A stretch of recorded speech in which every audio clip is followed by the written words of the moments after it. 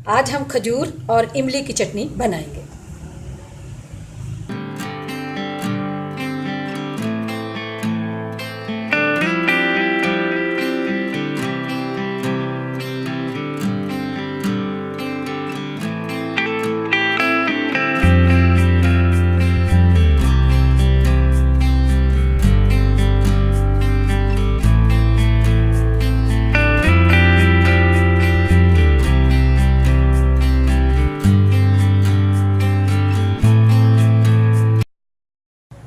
अज्जा कुछ इस तरह से हैं।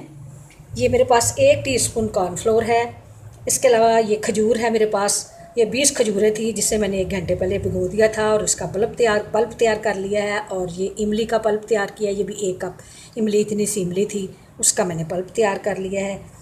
और ये 1/4 टीस्पून हम सफ़ेद नमक डालेंगे, 1/4 टीस्पून हम काला नमक डालेंगे।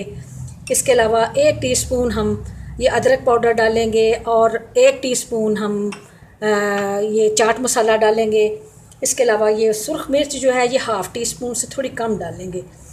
इसके अलावा ये हमारे पास भुना हुआ ज़ीरा है तो ये भी हम 1/2 टीस्पून डालेंगे। और 3 टेबलस्पून हमारे पास गुड़ है। अगर आपको मेरी वीडियोस पसंद हैं तो सिर्फ सब्सक्राइब का बटन दबाएं, साथ ही जो बेल आइकॉन है इसको दबाने से आपको मेरी रेसिपी सबसे पहले फ्री में देखने को मिलेगी। वीडियोस अच्छी लगे तो थम्स अप दें। पहले मैं इमली और गुड़ के पल्प को उबाल लूँगी और जैसे ही इसको उबाला आ जाएगा तो ये तमाम अज्जा जो है मैं इसमें शामिल कर दूँगी और हम 5-7 मिनट इसे पकाएंगे और उसके बाद हम इसे ब्लेंड कर। इमली और खजूर का पल्प उबल रहा है। सबसे पहले हम ये गुड़ डाल देंगे।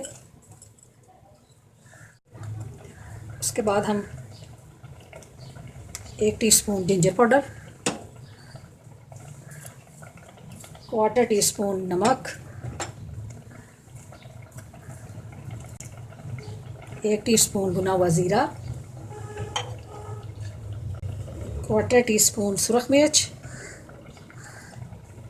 या आप अपने टेस्ट के मुताबिक कम या ज़्यादा कर सकते हैं। इसके अलावा 1/4 टीस्पून काला नमक, इसके बाद में चख लें। पहले ही एकदम ज़्यादा चीज़ें डाल दें तो चीज़ ख़राब हो जाती है। अब इसे हम 5-7 मिनट के लिए पकाएंगे।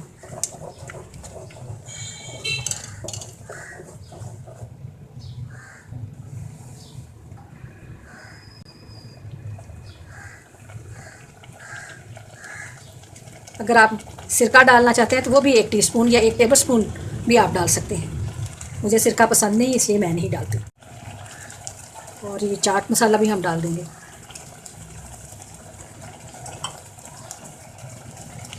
चटनी हमारी तैयार तकरीबन हो चुकी है। अब इसमें ये कॉर्नफ्लोर 1 टीस्पून कॉर्नफ्लोर भी डाल देंगे।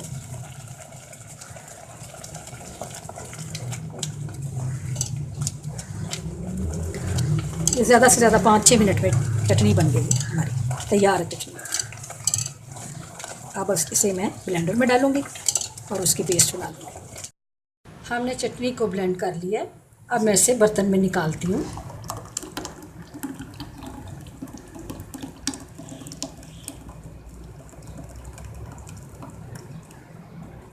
इमली और खजूर की चटनी चंद मिनट में तैयार हो गई है। उम्मीद है आपको पसंद आई होगी। नेक्स्ट वीडियो में फिर मुलाकात होगी। आप लाइक, शेयर और सब्सक्राइब करना ना भूलें। Thank you. अल्लाह हाफिज़।